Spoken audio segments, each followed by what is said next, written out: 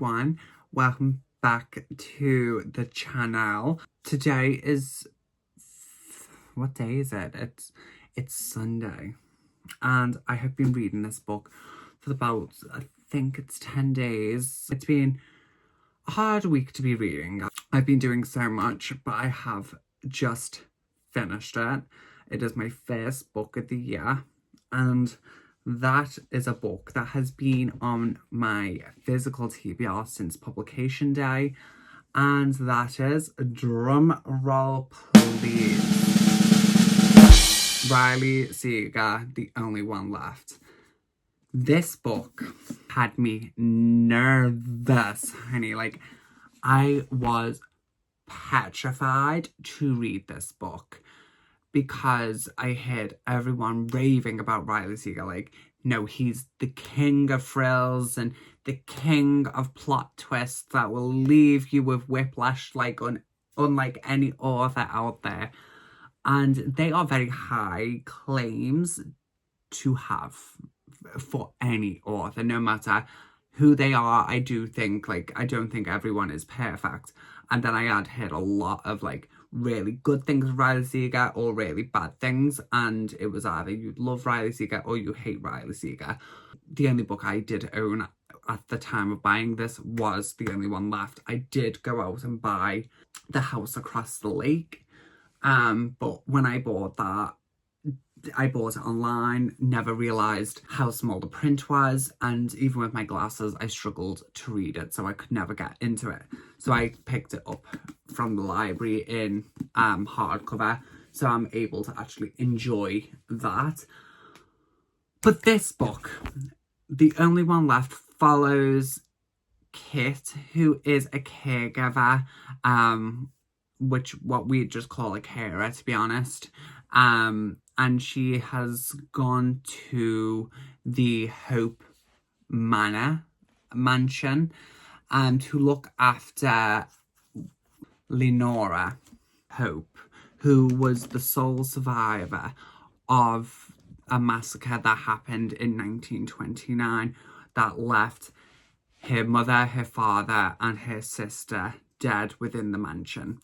And obviously with this, the townsfolk automatically assumed that she was guilty. She was the reason on how and who. She was the reasoning why they got killed, and she was the killer. And this book is such a good way of telling this story, because you could have just said it like how it is done, but within this book you will have, it's all on Kit's side, and then a couple of chapters in, it will be a brief passage of Leonora's side of events of what she's wrote, because Kit is typing the story of Lenora Hope with her, and Leonora offers her the eternal story of what truly transpired that night, which automatically brings in in Kit, and makes her obsessed with wanting to know the truth of the Hope massacre. But Kit has been through a lot herself within before she even got to the Hope Manor. And that was, she was the carer for her mother, who passed away from an accidental drug fentanyl overdose, which got her left getting scrutinised by the townsfolk and by the papers. The police thought she was also guilty, which left her getting investigated within the police, and she ended up getting put on a sabbatical leave from her work for 6 months, and she wasn't able to be paid. So her first job back is Lenora at the Hope Manor, and she can't turn this down because she's already been told, like, she's very lucky she's able to work again after what happened with her mother. And so she feels quite trapped within the manor. She doesn't want to be there, but then she learns to want to stay because she wants to know the story. And I can hands down say this book had so many twists and turns, and it was amazing. Like, these, sometimes I was reading it, I was like, I don't know. But then once I really got into this book, once I got past the 25% mark, I fell in love. I have heard from everyone else that has read Riley Seeger. They do say that the first book that you read by Riley Seeger is most likely your favourite. And obviously this is the only Riley Seeger book I have read. But I thought that this plot to this book was just, it was so original. Like, I have really not read anything like this before. I did love the twists and the turns. I like the fact that there wasn't loads of characters involved, because I am not very good with names, you know. They don't stay with me very long. I'm awful with names in, like, day-to-day life as a person, never mind as in a book where it can involve loads. So I like the fact there wasn't loads of characters. I like the backstory. I like the fact it went to and from present to the past, and it's just a really well told story. I really enjoyed it. I did guess the plot very wrong. I will put my hands up and say I guessed it so wrong. I can't, like, I don't want to say too much because I don't want to spoil it for you. If you have read this book, you know exactly what I'm talking about. But I kind of guessed a little bit that everything wasn't as it seemed with Lenora, especially about her disabilities. But everything else, I kind of, like, just, I didn't see it. To be fair, I wasn't really thinking a lot when reading this book, because I think this book was just one of those I was able to just sit there, absorb into the pages and just read. I didn't have to sit there and evaluate everything and think, oh, what do I do? Like, who is it? What is this? Like, I had those questions, of course. You always do, whether you're reading a book or you're watching a movie, you're always trying to guess who it is. You're trying to guess the plot. But I do it to a level of, I drive myself insane sometimes. I think that's why I do experience burnout sometimes, because I do really get invested. I do sit there and I start questioning everything. Like, I think I am an investigator sometimes. So with this book, I was like, let's just sit back, enjoy the words, and if I can get it, I will get it. If I won't, then I won't. And I kind of got it a little bit, but not completely. And I am so happy. But this broke me. Like, this book is so emotional, especially towards the end when you are starting to find out what happens on that fateful day and night, the things that occurred, the things that some of the characters had to endure is just absolutely heartbreaking. At one moment, my heart was sobbing. There was a scene, the mother was protecting one of the daughters from the father, and that scene in this book absolutely made me so sad. It was just, that whole part of that book, with that passage, was just a very sad time, like, to read. It left me a little bit shocked. I'm still thinking about it now, and it makes me emotional. I did have to take a little break for like an hour, have some food, and come back. It took me a moment to get there, but it is an amazing book. If you have read Riley Seeger's The Only One Left, please let me know in the comments what you thought of it in below. I think this book, I have rated this 5 stars. This is my first 5-star book of the year, and it also happens to be my first book of the year, which I'm so happy about.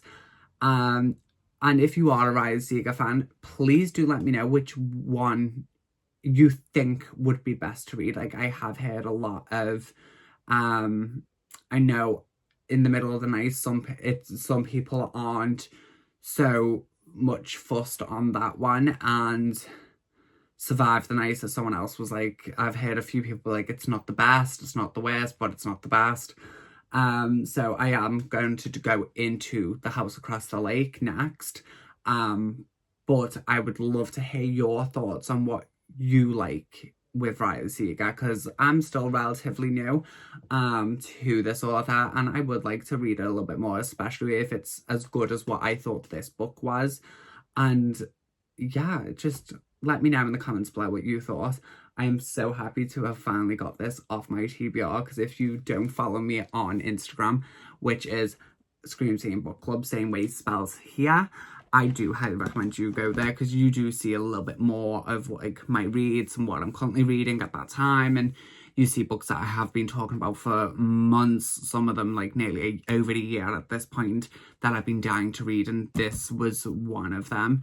And I did put into the universe this year that 2025 is the year I am going to start making my way through my physical TBR. I am cutting down the amount I am buying, so I am able to read my books, and I'm happy to finally be putting that into place, because I think for a lot of people, you know, book collections and growing TBRs and stuff like that is amazing to some people. It brings them joy. And I have always said reading books and buying books, two different hobbies. You know, I know so many people that love to buy books but will never read a book. Me, I have both of those hobbies. I love to read books, but I also love to buy books. And I like to buy books quicker than I am reading them. So this year is all about reading what I have, and if there is a new release that is coming out or is just come out that I want to read, I will either check out my public libraries. If I can get a public copy there, perfect, I will borrow it, and that way I don't have to buy it. But if not, I will obviously cave in and buy the book if need be, but only when I've read so many. And speaking of borrowing books from the library, like I have spoke about House Across the Lake, but there was a book that came out last year. I know this is a little bit off topic, but I am just so excited about this because I was never expecting it. And that was a slasher, Heads Will Roll by Josh Winning. And I have heard so many things, but not a lot of things either about this book. A lot of the things I've heard about this book is people telling me that I need to read this book because they want my review on this book. And I'm actually thinking I might go into this tonight and actually start getting into this. But this book literally came out 2024, and my library got it in August, and I haven't seen it in my bookstores. I think I've seen one copy and it was like $18.99 or something like that. I was like, I'm trying not to buy books. I was like, it's a lot of money, you know. And so when I walked into the library and seen it, I had to grab it straight away. I know that this is a slasher based on a camp. That's all I know. That's how I'm going into it. So if you have read Heads Will Roll, please let me know in the comments down below what you thought of this.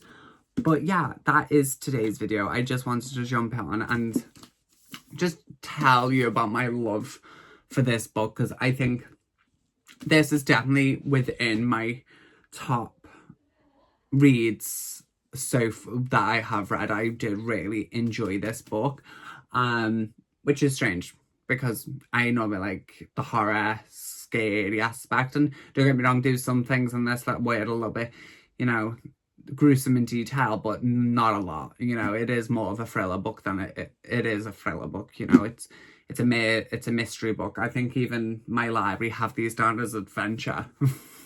So I don't get how that works, but to each their own. But yes, thank you so much for joining me today and taking time out of your very busy schedule. I really do appreciate it more than you would ever think.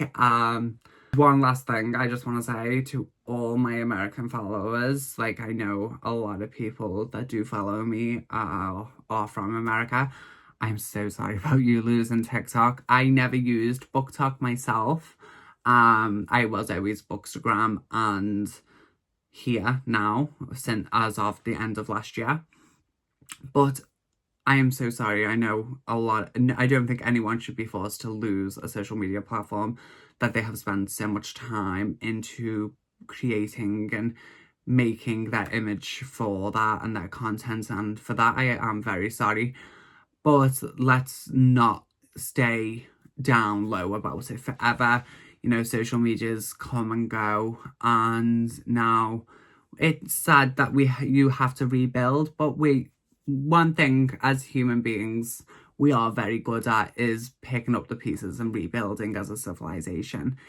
But it's a tough one, and I am very sorry for that, you know. It is sad, but everything happens for a reason, and hopefully, you know, when everything comes over to a new platform, if that is you going over to Bookstagram or BookTube, whatever it is, I wish you the best luck on all your journeys there. And with that said, I am going to love and leave yous. I hope you have an amazing day wherever you are in this world. Keep your head up, be safe, and I shall see you in the next video. Bye.